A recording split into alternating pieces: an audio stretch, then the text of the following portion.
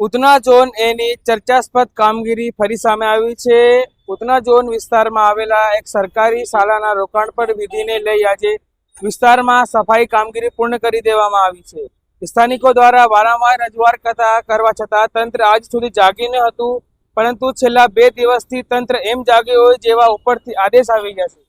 નમસ્કાર, આપ જોઈ રહ્યા છો ક્રાંતિ સમય ન્યૂઝ અને હું છું તુલસીરામ। ઉધના ઝોન એમાં આવેલી સરકારી શાળાનું નવીનીકરણ પૂર્ણ થયા બાદ આજે તેને લોકાર્પણ કાર્યક્રમ યોજાયો છે।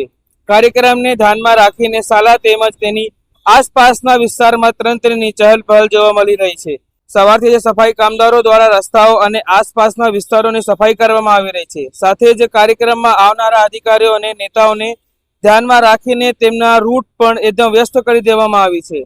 આ દરમિયાન અગાઉથી જ ખરાબ હાલતમાં રહેલા કેટલાક રસ્તાઓ પણ તાત્કાલિક ધોરણે સમારકામ કરવામાં આવ્યું છે, જેના કારણે સ્થાનિકોમાં ચર્ચા છે કે લાંબા સમયથી જે કામગીરીની જરૂર હતી તે કાર્યક્રમના 1 દિવસ પહેલા કરવામાં આવ્યું છે। સ્થાનિકો રહેવાસીઓ દ્વારા વિસ્તારની સમસ્યાઓ અંગે ફરિયાદ કરવામાં આવી હોવા છતાં જો નિયમિત ધોરણે કામગીરી ન થતી હોય તો આ પ્રકારની તાત્કાલિક કામગીરીએ સવાલો ઊભા કરી દીધા છે।